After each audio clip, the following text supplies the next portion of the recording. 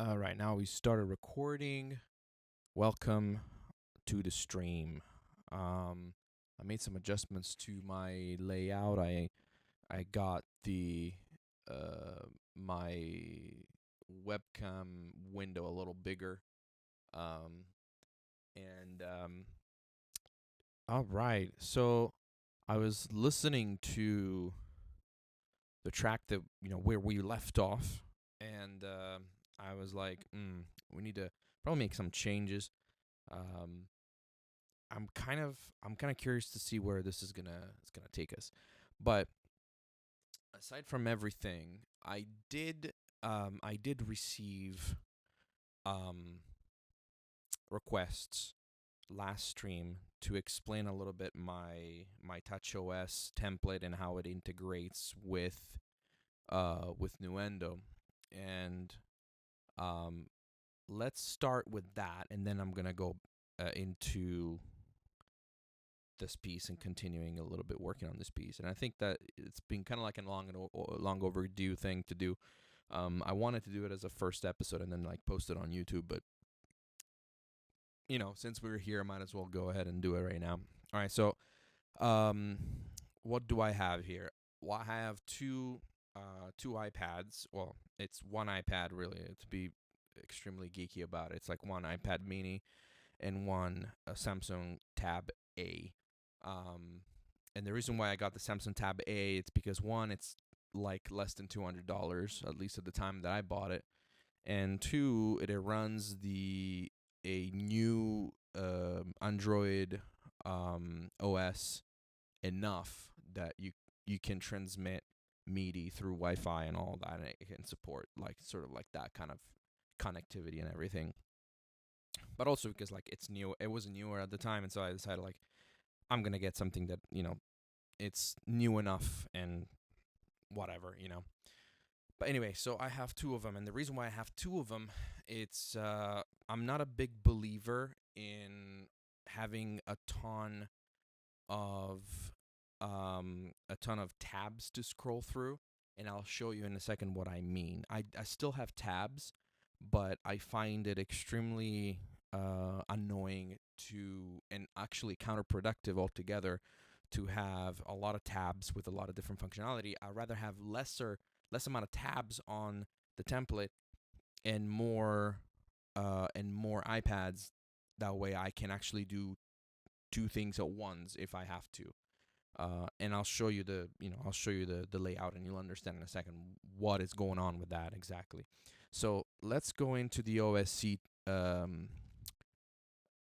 editor, which is it's going to be the way for me guys to show you the actual template, because unfortunately I can't screencast from the tablets themselves, and I don't have like a camera situation that allows me to do that yet at this point. So what do we have here? We have let me open I'm going to go ahead and open the let's start with the Galaxy tab. All right. So I'm going to go ahead and do 75. All right. So this is the full template that I have going on, and it looks exactly the same um on my Samsung tablet. Of course, it's the tablet. It's the template that you're gonna see reflected on that.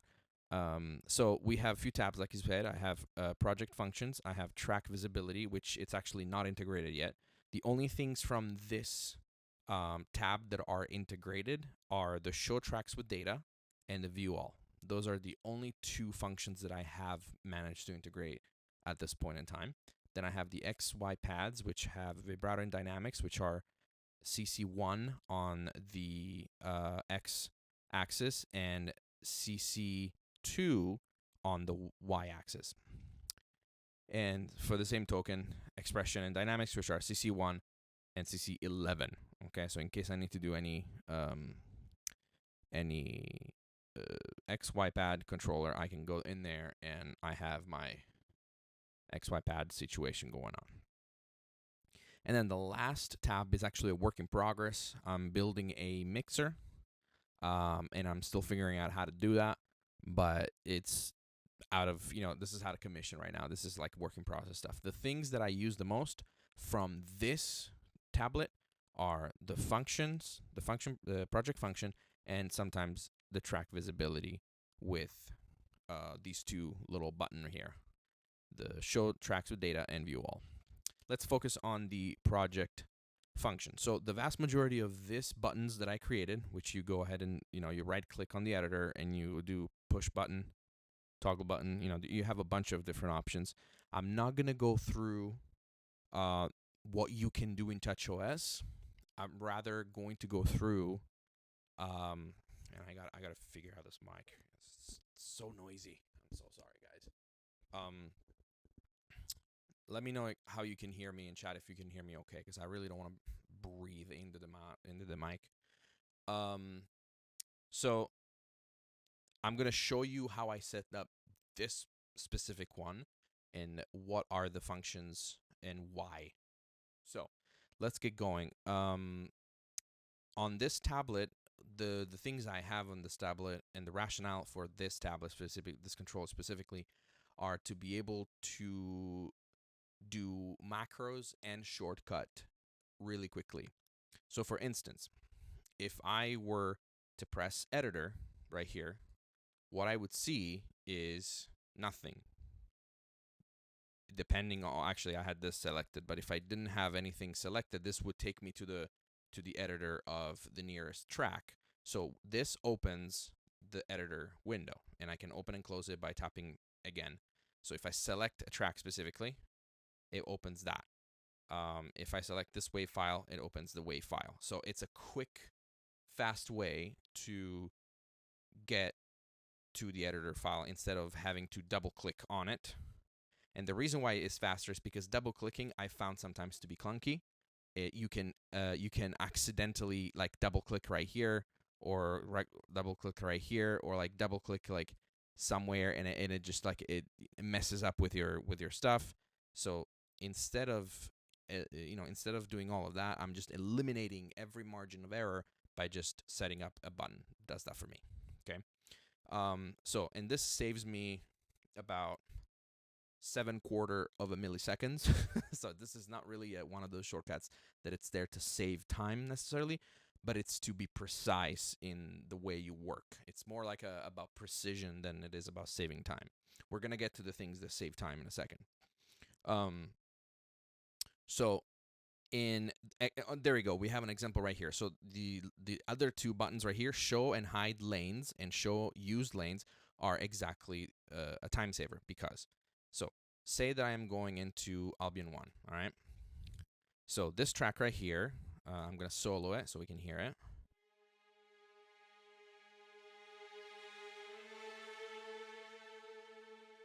All right, so as you can see,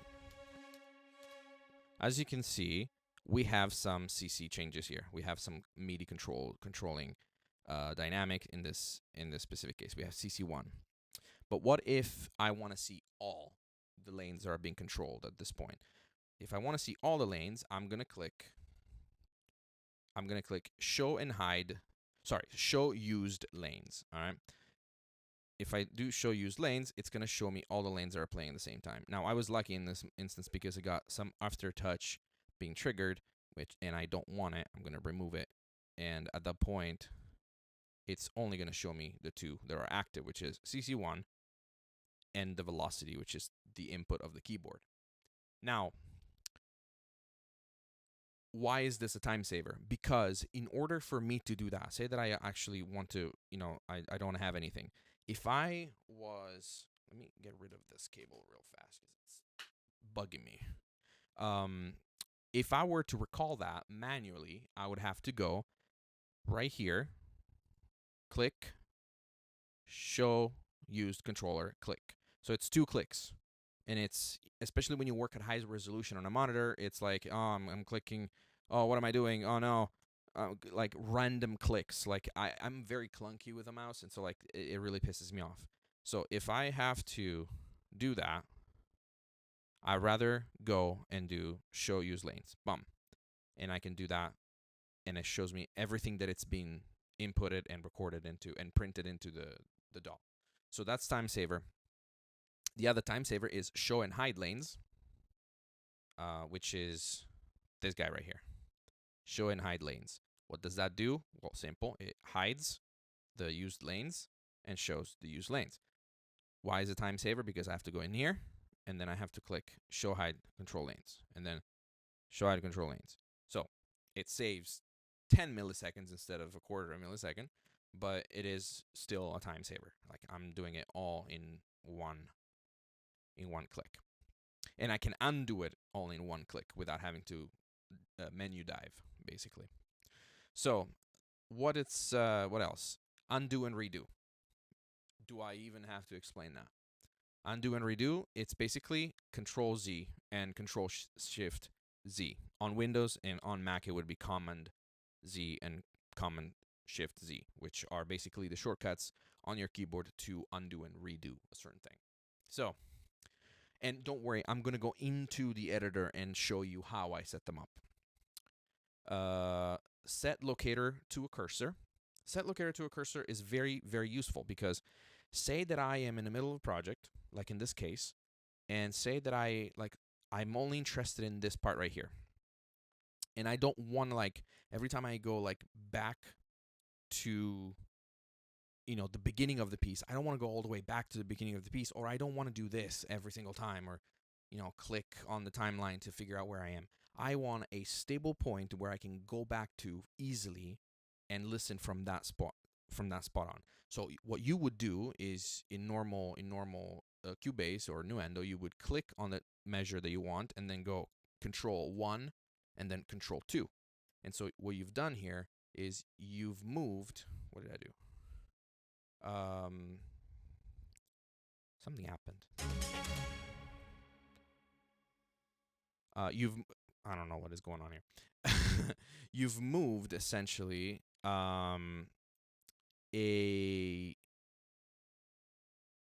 these two readers, you've moved them into spot, and you said, hey, this is where I want to start from the beginning. Okay. But what if there was a way for me to do it automatically with one tap of a button? So set locator at cursor, this function right here, it's a macro. And what that does is I'm going to select a random spot on here. For instance, I want to start from here. Bam. Done. It's right there. I want to go from here. Bam. So as you can see, what it does Control 1 and Control 2, and it actuates them in fast sequence so that I have that same function of Control 1 and 2 like that, and then Control 1 and 2. And I don't have to keep Control pressed. There's no margin of error whatsoever. You just select the spot, bam, it's there. So that's set locator at cursor. Open instrument, it's super, super self-explanatory. It's basically this function right here. For those of you that know Cubase or Nuendo, they know what this does, which is essentially this. It opens Contact or opens any sampler that you have activated, and it closes it. And I can do it from here. And the reason why, it's because while I'm working on this track right here, I don't want to go all the way right here with my mouse.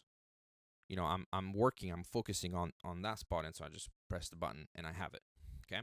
And this is especially useful when you're building a template.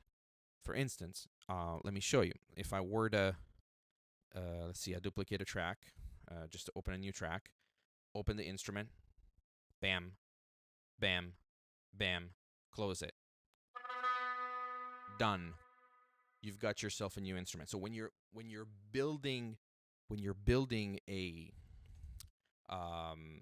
template, or you're building your project, in this instance, it is a time saver. It becomes really very powerful and very, very useful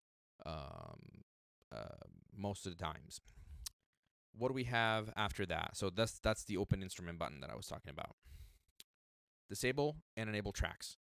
That is very self-explanatory. We have a function in Cubase and Nuendo and also in other DAWs that I know as well that you can disable and enable tracks. What does that mean? It means this. If I click on this one, I click disable, it disables the track, which means that it doesn't play anymore. Jeez, that's loud. It doesn't play anymore. But if I re-enable it, it comes back on. So that's the sort of like functionality that I'm getting out of that. So Also very, very powerful when you're building your template. Highly recommend it. So yeah, phenomenal. What do we have? Next, it's loop and wrap. All right, so these are functions that I use on a daily basis when I'm composing, and you probably see me use this last stream or in past streams as well. I actively use this a lot. And what does that mean? So say that I want to loop a section of my piece. Or even not even if I have to loop it, but just if I have to highlight that section because maybe I just want to extract or export just that section. What do? Well, I select the section that I want to highlight. Say that I want to highlight this, or just this in this case because it covers all the measures. But say that I'm OCD because I am, and I want to highlight that, right? So what do? I press this button right here, wrap. I press him, bam, I got it highlighted, ready to go. And so what that does is when I go to left locator, which I want to go all the way back to like the first measure, and now I start from there. And to take that a step further, I can loop that section. And now I have looped it, which is the exact same as this function right here, as you can see. This one. And so you can loop it. So now say that I want to undo that. Very simple. I select the measure, set locator to cursor, done. And I undid that, and I'm back to normal. So very, very fast in that regard. Can you guys hear my mic well? Let me know in chat if you guys can hear my voice well enough and it's strong enough. Do I have to raise volumes or anything? Because it's coming in my headphones really quiet. So do let me know if you don't mind. So that's the loop and wrap function. What else do we have? We have the render with settings, render in place, export, and select all track with events. Now let's leave select all track events aside for a second. What I am going to focus is the render with settings, render in place, and export, which are my sort of like end of the project things in a sense. So say that I want to take this piece right here, this rise and hit, which is this one. Okay. Say that I want to render this in audio. So what I would have to do is to go to edit, render in place, and I have to choose, do I render with the current settings? Do I render with the settings? So if you render with the settings, you're like, okay, so do I want it to go to the normal music file? Okay, let me select, do I want a channel setting, blah, blah, blah, blah. And I can do that by, render with settings. I click that button on the tablet right here, and it opens up that window instantly. So I don't have to like select the track, go to edit, render in place, render settings. So that's 3.5 clicks, almost 4 clicks. But what I did was simply select the track, render with settings. Okay? Done. What if I'm like, no, you know what? I just want this, I want render this as is into the, audio file project audio file folder. So you take that, you would have to go to edit, render in place, render with current settings. And that's going to render in place and it becomes audio. All right. Easy enough. But what if I can make that faster? And I can, as a matter of fact. What I can do is I take that piece of MIDI and click render in place. Done. I don't have to menu dive. I don't have to remember which menu has the render in place. I can forget about that. I can click a button, and the button that I clicked was the render in place. Okay? And I have that in there. Let me undo that. And then the export function is going to do, it's a macro. This one, it's a macro. And what that does is basically I click export.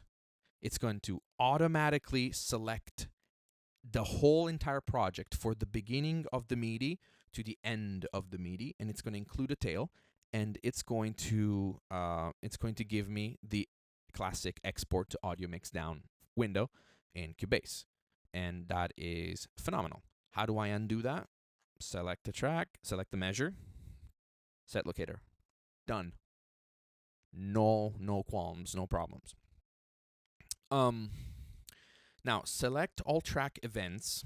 What that does is basically this. Say that I have a track and I want to delete all the events, or I want to highlight all the events for whatever reason that are on that specific track. Say that I have a really, really big project and I can't like scroll sideways and figure out like, which track is which and which event is on which track. So what I do is I go to a track and I click select, and it highlights for me all the events on that track. Done. And at that point I can delete it. I can apply a color to a specific track if I wanted to do that. So for instance, something very powerful is I do that, and then I go right here, select a different color for that, if I wanted to do that. So that's an option. It's right there. And the button for it, it's the select all track events. Next up, we have a different section of this tablet, which is dedicated to the markers, basically. When composing for film, I rely on markers a lot because I'm constantly inputting markers into my project, and like hit points, or that's where I want the hit to hit. That's where I want the scene to hit. That's where I want the boom to go. That's where I want the scene is changing, and this is where I want the module. You get what I'm saying. So because of that, I have this entire lower section of the tablet dedicated specifically to markers. And what I have here is insert marker, and what that does is exactly what it says. It's inserting a marker at the specific measure that I want. Okay, easy enough. The next function is activate marker track. And what that does, if you look at the way the marker tracks are here, I'm going to do that. There is a little thing here. Hold on, there it is. And that's another function that I'm going to get to in a second. It says activate this track, right? Activate this track. Why do you want to do that? It's because when you're cycling through markers like that, when you're cycling through markers, you are cycling through the markers that are active on that track. Okay? So see here how we have. So for instance, I'm gonna give you an example. I'm gonna put See that what happens is when you insert a marker, it's going to insert it on the active track, on the active marker track. It's not going to insert it on this one. Even if I'm clicked on this one, it's not going to do it. The only way I can do that is if I actually manually go and insert them. Okay? So this track is active. So when I cycle through markers this way, and I'll show you on the tablet, if I go marker right, marker left, okay? I'm clicking these two right now. I'm activating these two. When I'm cycling through them, it's cycling the markers of the activated marker track. But if I have to go down a track, activate this one, I'm pressing activate marker track, this one gets deactivated, this one gets activated, and now all of a sudden, I am cycling through the other one. You see? Very, very powerful. And on my main template, I have 4 marker tracks. I use 4 marker tracks specifically for this reason, and I can cycle through, and I select the ones that I can cycle through. Another way I can do this, I can achieve that, is by pressing the activate previous marker track or an activate next marker track, and these come in handy, very handy in the main scoring template that I have, which I have, when you have 4 marker tracks, you want to be able to quickly. You don't want to use your mouse and select on the marker track and then click activate and then click and activate. What I want to do is this: quickly activate the tracks.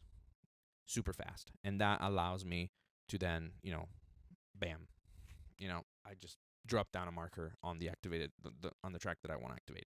So that is the function of these two right here. The select, the cycle markers, you've seen that. This is actually not really marker related. This is like whole project related. These two arrows just navigate through tracks, up and down, up and down, up and down. That's essentially what that does. And there is also a key shortcut for this as well. Anyway, so not to bore you too much with the small details. These are my main go-to markers. These are go-to marker 1 through 9, and the way I use these is it's these ones right here, and I plop them in different sections of the piece. So say the number 4 goes here. In fact, number 3 goes here. And then I'm going to move them around, and I want to say the number 4 goes here. So why do I want to do this? It's because when I do this, what I'm achieving is that I have some anchors during the piece. So say, hey, I want to go to the chorus. Bam, I'm on the chorus. I want to go to section number 4 or the second section, theme B or something, to the B theme. Let's go to the B theme, very useful, very quickly accessible. Now that does it for the main, for I guess for the left tablet right here. Let's open. Actually, let me go through how I set this up before we go to the other one, because most of the principles, in fact, all the principles that I used for this tablet are going to translate on the other tablet, no matter what OS you're using at this point. So what do I have here? So this first thing is a label, as you can see. This has no use other than to say what's on this button, okay? But if I move this aside, I click on the button, and the way this is set up is like I go to MIDI, and the way this is set up is by note. So this is transmitting not a program change nor a control change. This is transmitting a note, and the note, it's been transmitted on channel or MIDI channel 2. MIDI channel 1 is for this bad boy right here, for my fader unit, and it is for my keyboard and any other MIDI thing that I have. I have the Arturia Mini Lab right here, and any other things are being transmitted through MIDI channel 1. However, I have MIDI channel 2 up to MIDI channel 16 to transmit other things. And so this is transmitting, most of these buttons are transmitting notes on channel 2 in this case. And what exactly it's transmitting? It's transmitting a note, and it's transmitting a G sharp 0, which is basically like the lowest note that you can have on a keyboard, basically. It's like it's an A really, but it's before an A. It's like a note before an A, and that's 0. And then A becomes the first note of the keyboard, the up, down here. But G sharp 0, it's 0. It's note 0, basically. And this is transmitting this note, okay?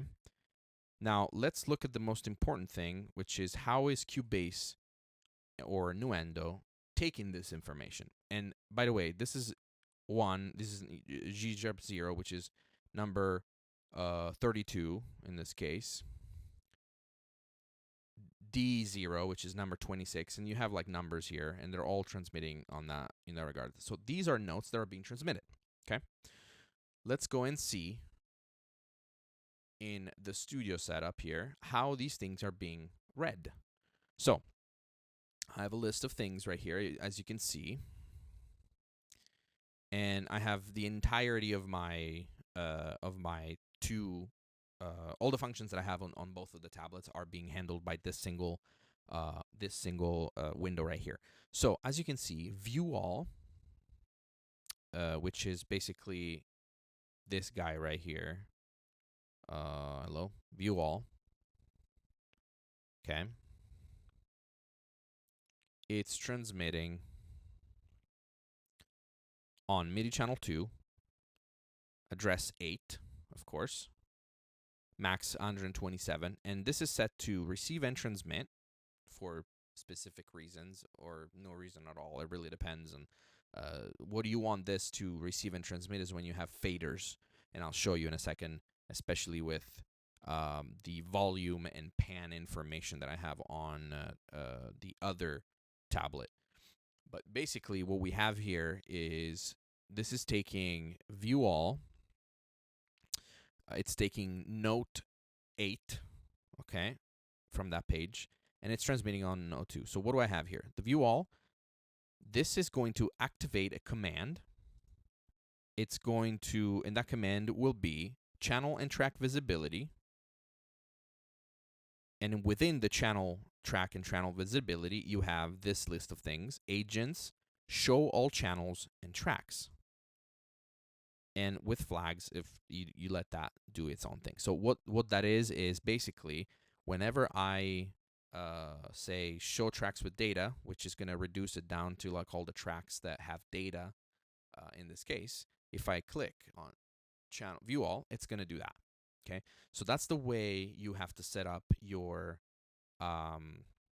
receiving end, so your Cubase end. So you create a generic remote from here, generic remote, and I have a TouchOS Bridge, which is an application that you install before you install TouchOS CE editor, and that's going to run a script through your terminal, and that's how you get it to talk. Basically, it's through Wi-Fi. These are hooked up through Wi-Fi, and so you set that up. And so in this case, for instance, let's go and see how this is set up in a little better detail. So for instance, the go-to markers.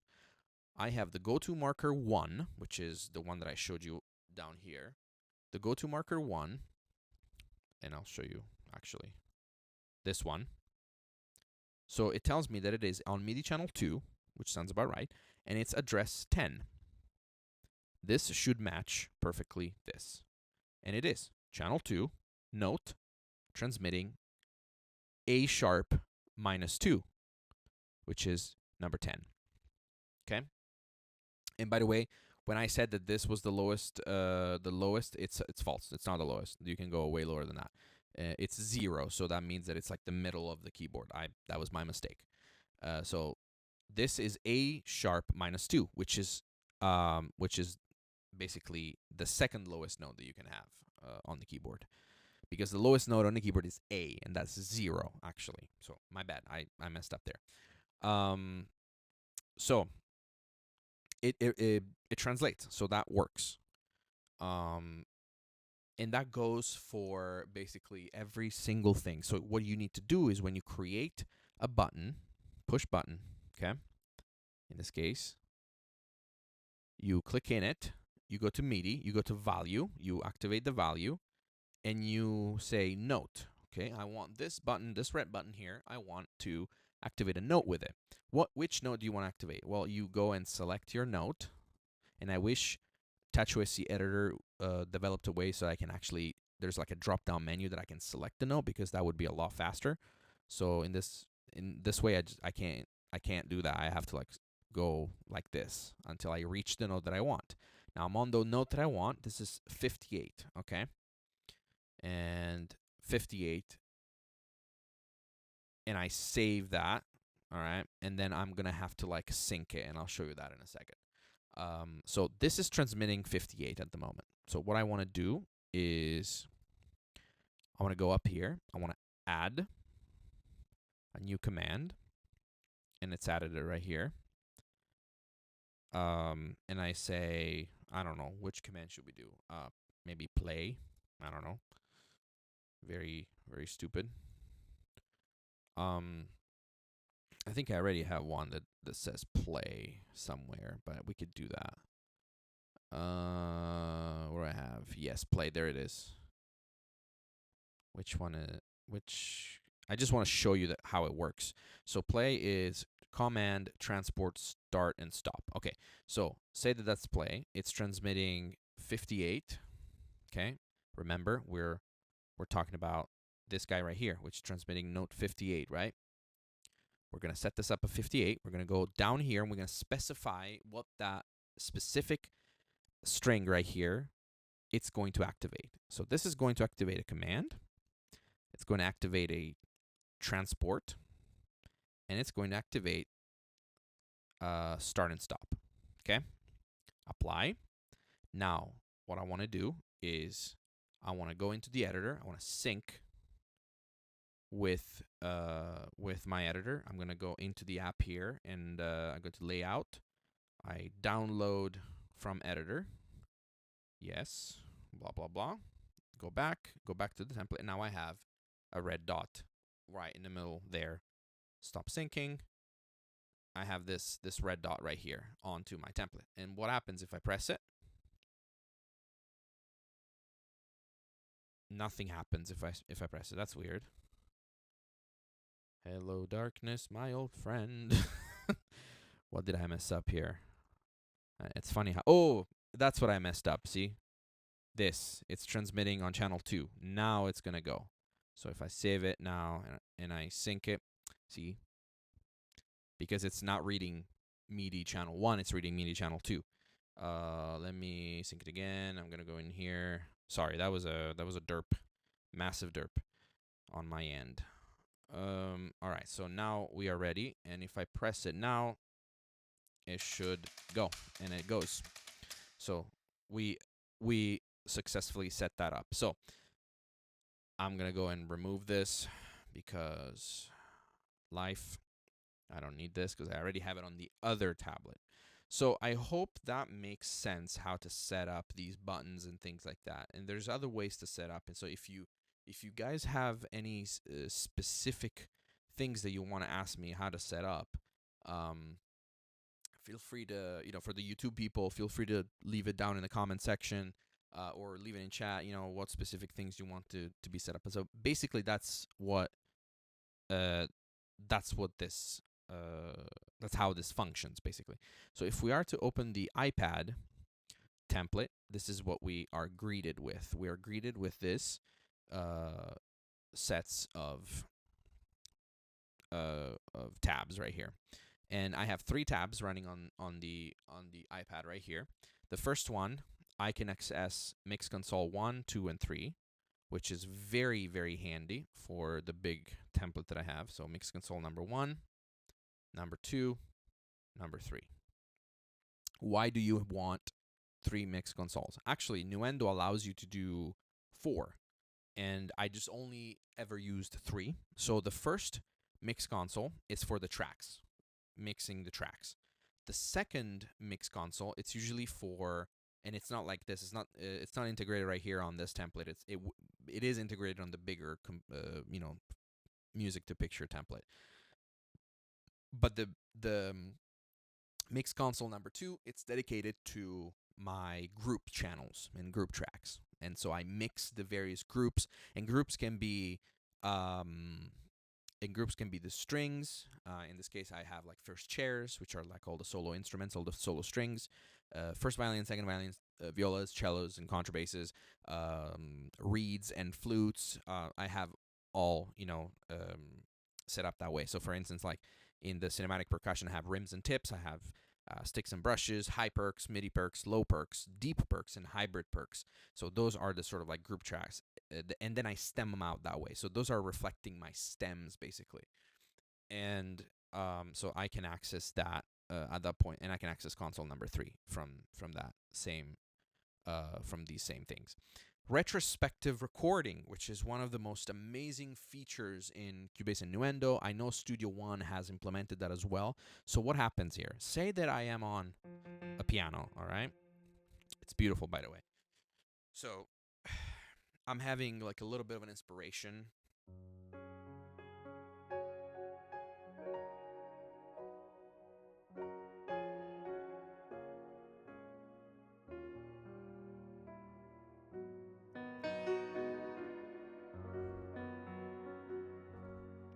And you're like, whoa, man, I didn't press record. Not to worry. Bam. It's right there.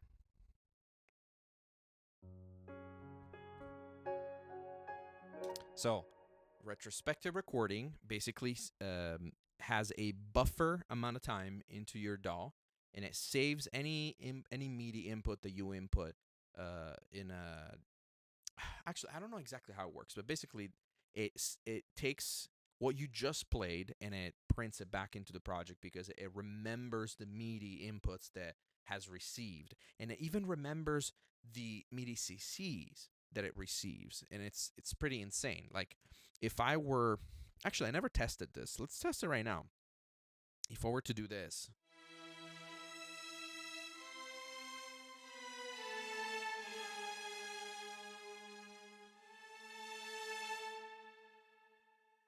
yeah, look, it remembers the CC controls. Okay. So that's very, very powerful and handy when you're sketching things and you have ideas, and for some, godforsaken reason, you forget to press record, and you just like made the most amazing melody line and harmony progression that you're like, oh, damn it, I didn't press the record button. Not to worry, you can press the retrospective recording, right? This one, and you have it, and now it's saved and it's safe with you. So that's very powerful for my personal workflow. I love having that because I am very clunky, and I just forget to press things and make sure things are in record and all the time. So basic controls. So this is the project controls. Basically, this whole uh, page right here, it's set up to control the project that I have in front of me in my immediately. So you've seen the mix consoles, you've seen the retrospective recording, which is something I need to always have handy when I am sketching things out and I'm feeling things out. Metronome, it activates the metronome, and so it basically does the same thing that the letter C in Nuendo does. Go to left locator, that's something that I use all the time, and it's used in conjunction with set locator cursor because, bam, I'm there. Say that I am like my project is super long, bam, I go. Oh, hold on. Where's the project locator? Why you're making me a liar now? Oh, because I already was there. Sorry. So say that I'm like right here and like I'm working on this measure, but bam, I want to go back and I'm back. So that is something that I always used all the time whenever I'm re-listening to things and I want to quickly go back to where the locator is. Um, and then I have the other button right here, which is play and pause, which is exactly the one that we set it up 2 minutes ago on the other iPad and I showed you how to do. It just starts and pauses, starts and pauses, okay? And then the go left to locator, it just acts like basically like a stop button, that it goes back to the beginning of the project. You can rationalize it that way. What do we have? We have the nudge 50 bars, nudge minus 50 bars, and nudge plus 50 bars, nudge minus 10 bars, nudge plus 10 bars, and then nudge 1 and nudge 2. These nudge functions are basically self-explanatory. If I'm nudging plus 1 or minus 1, I'm nudging one measure at a time. So it's referring to minus 1 measure, plus 1 measure, plus 10 bars, minus 10 bars, plus 50 bars, minus 50 bars, okay? But the cool thing about the 10 bars and 50 bars is that if I keep spamming it, it goes a lot faster because it doesn't start from where it is, the locator currently when you double press, but it starts from where it should be, which is 10 measures ahead. So if I press minus 50 bars, it basically the second function starts from the actual 50 bar. So it remembers where the 50 bar is, if that makes any sense at all. I don't know if that made any sense, but it makes sense to me. So those are the nudge functions. However, I don't get to use the nudge functions as much because the native instrument S88 keyboard has this dandy little thing scroller here that I absolutely love. I absolutely love the scrolly scrolls. It's just so much easier for me to find to navigate my project. It's so nice. I absolutely love it. But if I didn't have that, yes, I would be using this function a lot. But I find it a lot easier to do this. It's a lot faster, more intuitive. Zoom track out, zoom track in. This is very also very self-explanatory. Again, set up in the same exact way the other ones are set up. You just have to find the command and the function, and it is actually extremely easy to find that. Sometimes all you need to do is you need to go into the function, hover with your mouse, and see which ones are active, and you'll find it. I had to navigate the key commands in here. I had to navigate them and find out, all right, which function does what. Because Nuendo and Cubase really allow you to modify everything, or take control of everything. So it's very, very deep and very complex. The other ones we have is project zoom in, zoom out, and project zoom in, which is basically this. You zoom out, you zoom in. Instead of going right here, or control scroll, which is also very fast, and you could do that as well. If I want a little more like precise movement, I do that. If I want a little faster movement, I'll do it with a scrolly with a mouse scroll wheel, the mouse wheel, I guess that's called scroll wheel. Rec button. I mean, do I have to say what that does? You've seen me use that anyway. On page number 2 of this one, it's all about project building, and it's basically add track, add instrument track, audio, these ones: add folder, mono, audio track, add transpose track, loudness track, show and hide tooltips. Now, why do I have show and hide tooltips? Because I hate the tooltips in this freaking program. Because when I'm hovering over, so say that these are on, when I'm hovering over a track, look what happens. It just comes out with this tooltip, and when I'm typing the name of the track, it's really distracting, and it covers like half of the track, and it covers the name, and it's very annoying. Even like when you're hovering like a function right here, it creates these tooltips, which are very useful at the time. And that is why I created a button that allows me to turn them off and then turn them back on. And then I can hover again, and I have the tooltip. But if I want them off, I have it. And yes, Cubase allows you to do that too. It's pretty intense. And that is basically on page number 2, which is under construction, as you can see as well. But I have all I need. If I want to create another track, I can do it just as easily as that. Or if I just want like the whole menu of adding a track, I can add a track, and I can select which track I want to add. Very, very cool. Now, on to the things that are a little more complex, and then we're going to be done with the template, and then I'm going to be just doing very specific things if you guys need. The track mixer. And when I say track mixer, I'm talking about the inspector and specifically this section right here of the track. So if I want to control this specific section of this track, I click on this track, and then I can select this. Cubase and Nuendo have arguably the worst track inspector UI in the world. Like, what is this? It's micro, it's stupid, it doesn't work. Like, if I click off, I'm clicking weird stuff. I'm never like on point. So it really is hard to navigate this, especially when you have higher resolution, like higher than 1080p. If you're in 1440p like I am, or in 4K, which I've been, this is a nightmare to navigate. And so what I created was a template that does exactly that for me. So I have a volume fader here and a pan fader. And I even set up some reference dBs on my tablet, and I just set them up like basically by trial and error. Like, I saw where the volume was, went back into the editor, moved the label up and down a little bit and set it up. So my main volume staging or stages that I use are 0 dB, minus 10 dB, and minus 15 dBs. Those are the ones that I usually work at. And so if I want this track to be at minus 15, bam, I'm roundabout there with my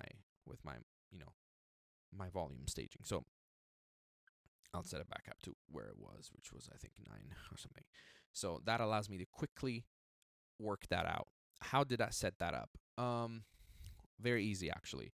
MIDI, this is actually transmitting control change. And I have this on channel 14. Why? No particular reason. And it's transmitting number 22. Okay? For whatever reason, there's no reason. I just select the number 22. That's the one. And you want the range from 0 to 127. And Nuendo is handling that this way. So as we can see, we got track volume and track pan, which is, the other one on the side. You can probably see it a little bit from the camera, the pan and the volume right here. I have it set up that they transmit on MIDI channel 14. The address of that, the number, it's 22 and 23. And this one, I really want to receive and transmit, because if I do any changes on this one, I want them to be reflected on my iPad. And it will reflect it if I have the transmit button activated right here. So how are these being handled? So let's go to track volume and track pan. So we are in VST mixer, okay, and selected, which means it's handling the VST mixer of the selected track, okay, and not anything else, because you can actually set these up for specific tracks that you have. See, it's listing all the tracks that I have in the project. So you can set these up specifically for a specific track. You can have multiple of them. But I want just the selected one because it needs to move with my. And you can even select a master bus track like that. You can select stereo out or the master bus. In this case, I have a master bus and then stereo out, which I don't ever touch. And then you say, I want to handle the volume for that track. And all of a sudden, bam, you got yourself a nice, beautiful fader that handles the volume for the track. Same concept for the pan. Same concept for any other things that you might encounter. All right, so with that out of the way, let's make some music. And we got about an hour to make some music here. Let's see what we can get ourselves into. First off, I want to see, I want to close this. I want to see where we are at this point. Let's see.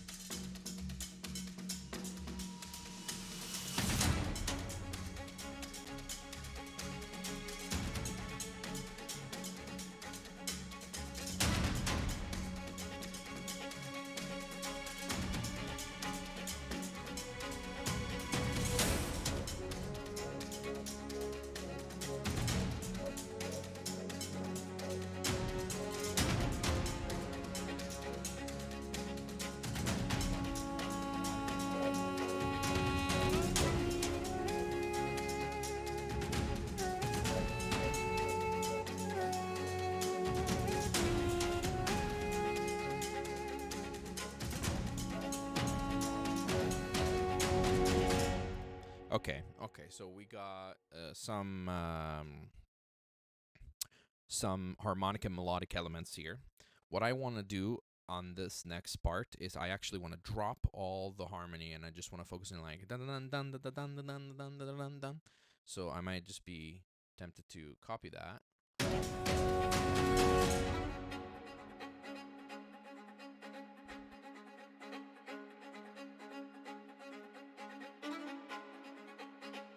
And what I want to do, I'm actually going to double that with the full strings. Let's go into, let's duplicate this track. Let's maybe do like Spitfire Symphony Orchestra. First violins, spiccato. Gonna open the instrument. Let's go to violin 1 and let's go to spiccatos.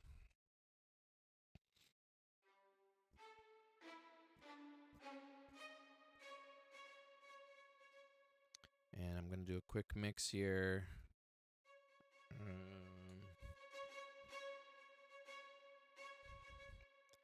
And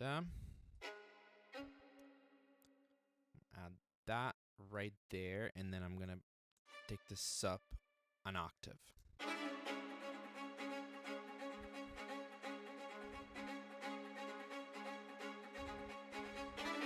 What happens if I do another octave to make it more poignant?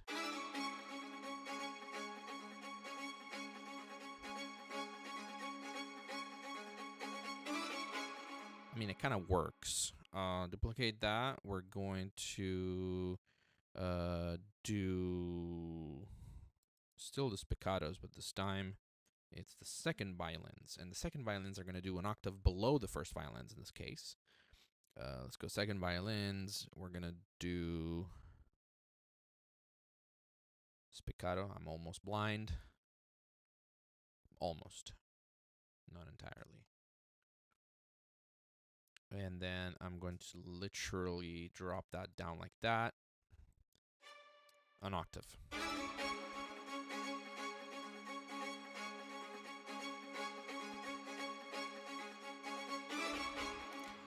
I mean, it works to me.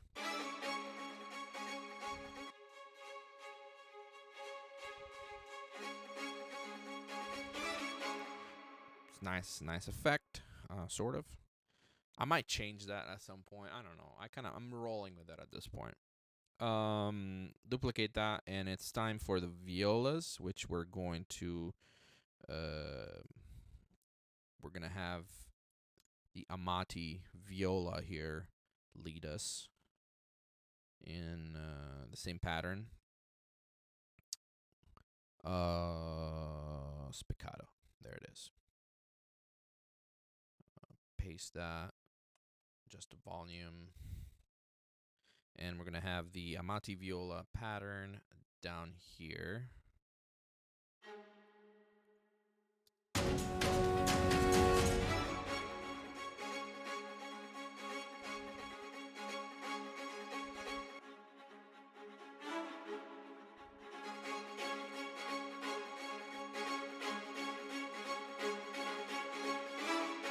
Alright, so we have the high section of the strings done. Sort of cheated our way there, but what we have here now is shorts. I want to add the cellos and contrabasses to this mayhem of instruments, and we're going to go with the shorts, the octava shorts.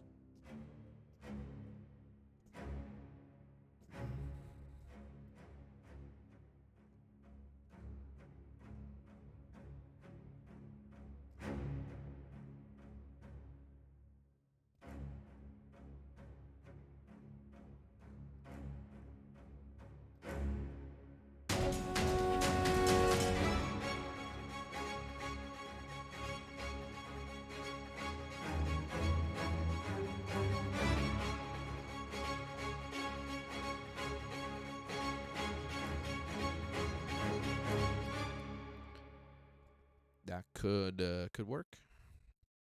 I'm gonna quantize the living life out of this.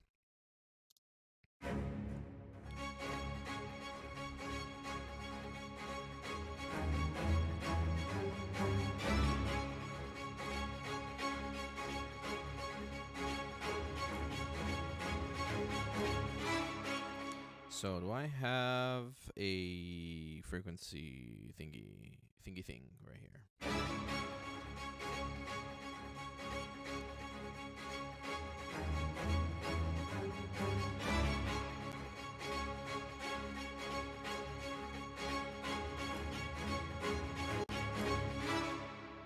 Okay. You know what? I like this change, but I only want it at the end, and then the second phrase, it's actually going to be this one.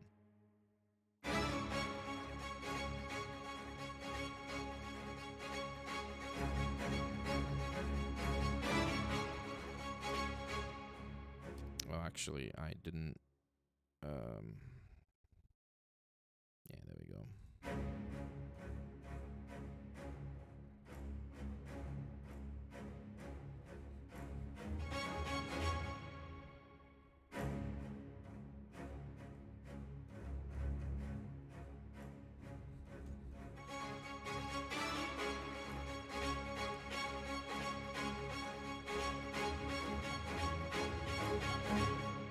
All right, let's have some of these tiki teaks.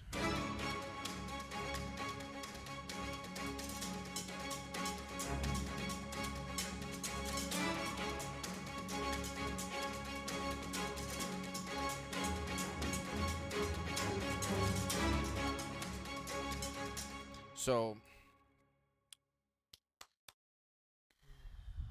no, I actually don't want this. But I do want the big drums.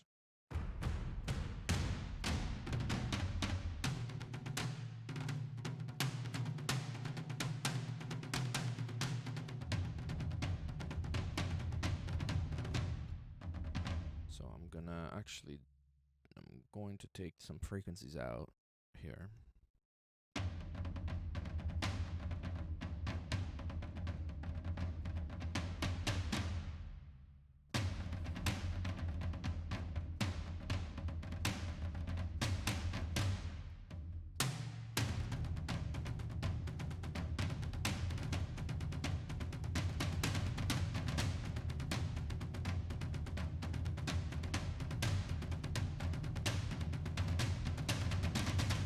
Okay. Let's record that.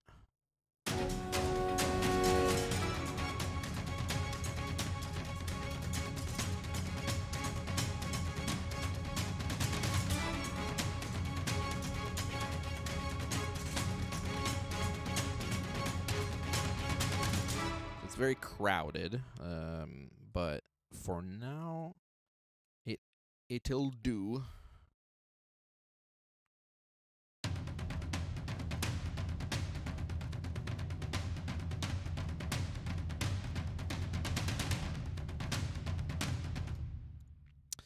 It'll do for now. What other things do you do here?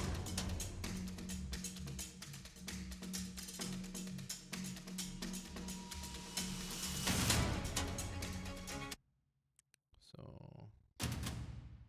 oh, I see.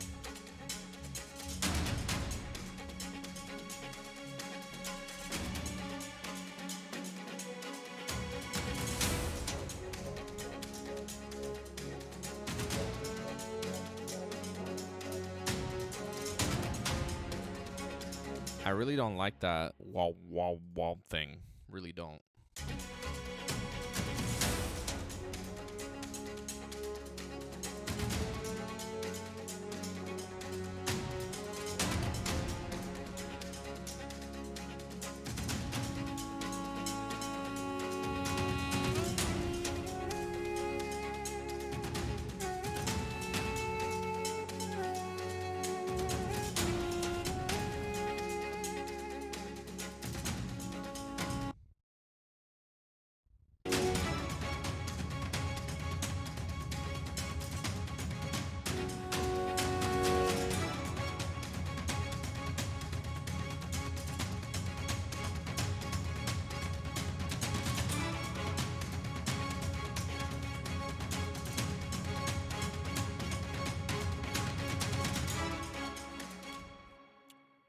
I'm gonna say I hate the piece. It's trash. It's terrible. I don't like it at all. I might like scratch it, but let's see where it goes. Just because, why not? I'm gonna continue doing it, but I really don't like it. I'm probably gonna rewrite it. I'm gonna do something a little more authentic, a little better crafted, because I feel like this was, I don't like it. I'm not in love with it right now.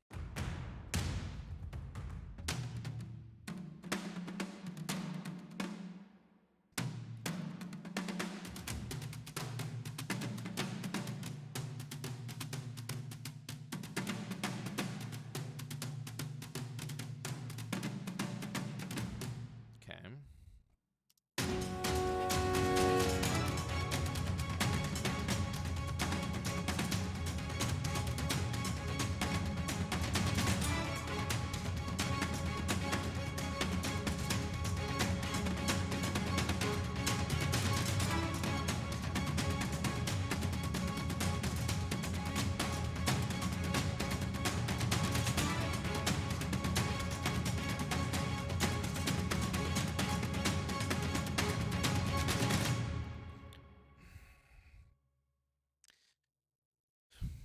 I guess I'm not quite. I think I'm not really writing well because I genuinely don't like the piece.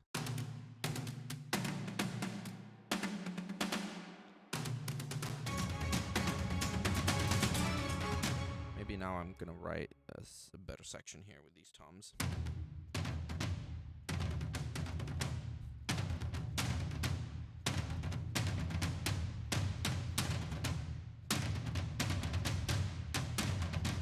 Let's see, maybe that.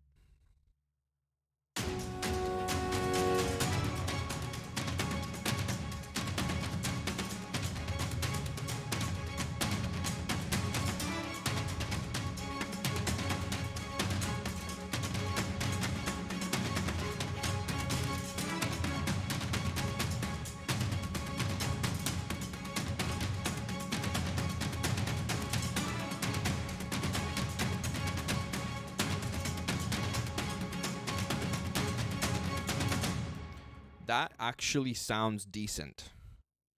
That actually sounds nice because it's different, it's irregular, it's interesting.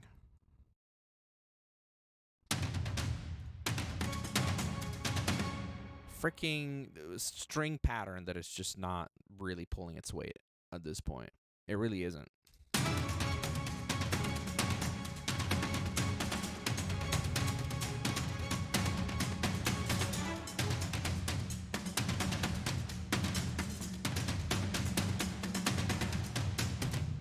All right, let's continue. Let's continue on this one. Let's actually get rid of the string pattern because I think this is just ruins it completely. It's an ugly string pattern. It's terrible. I don't like it. Go away. I'm going to continue on this. I'm going to continue enriching um the percussion side of things.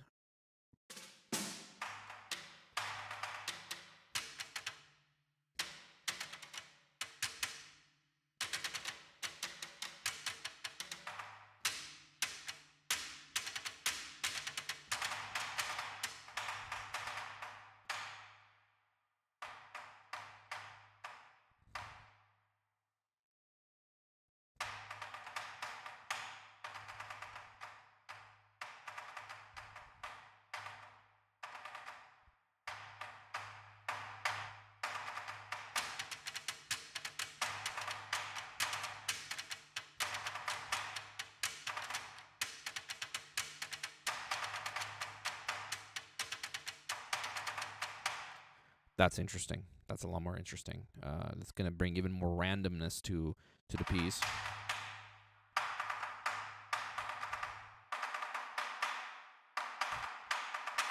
So what I did there, I removed the rumble. You hear that? Ooh. Right here. It's this frequency right here.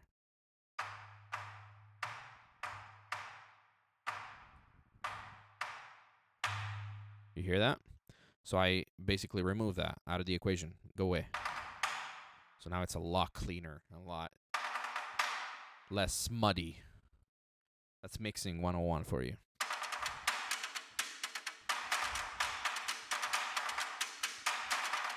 So these go after the big drums hit, basically.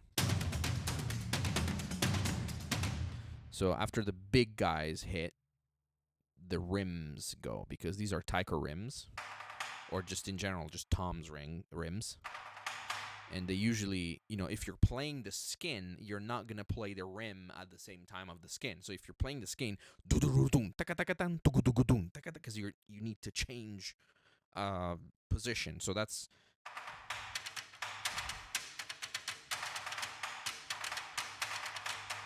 that sort of stuff. It's recording on this one. There it is.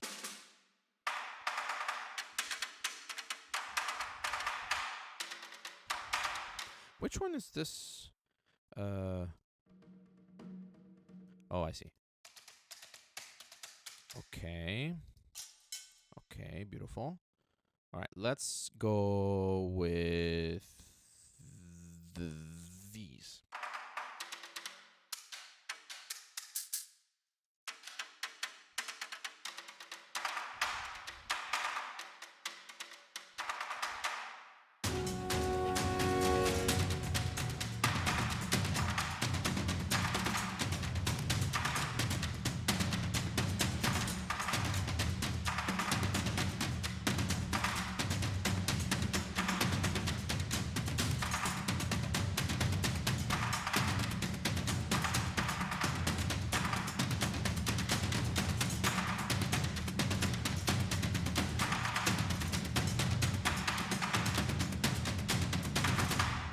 Ah!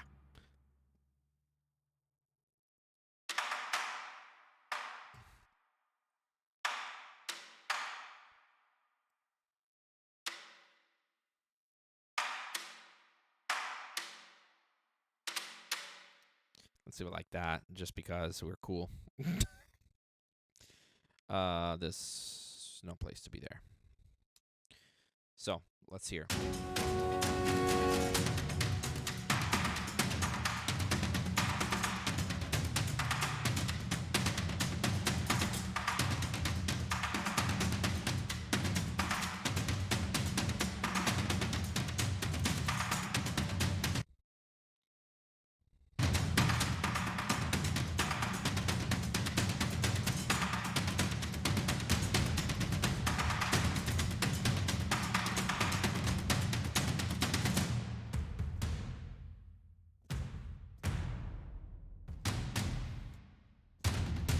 So these are going to be the low beaters.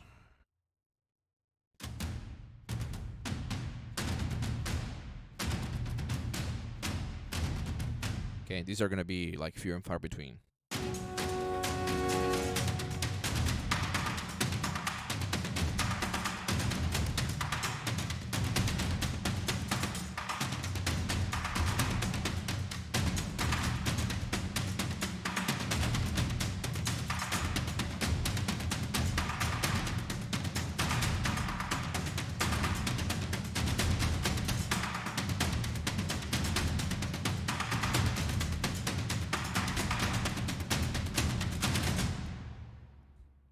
I missed a beat right there.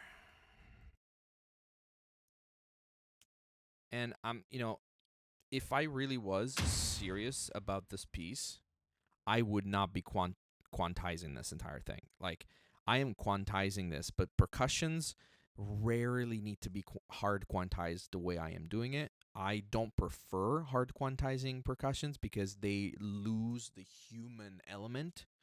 And when you lose the human element, you become a robotic thing, and the human ear that it's hearing that is just, it picks it up.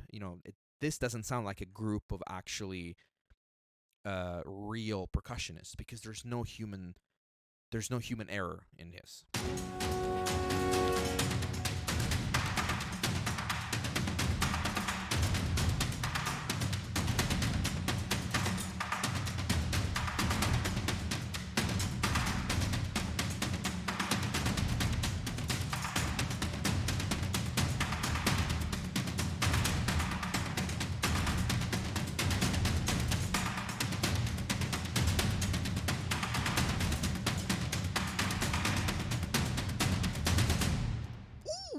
I mean, that sounds a lot more interesting. That like that's just not this thing right here. Just not. I'm gonna change it all, but anyway, it is what it is. It is what it is.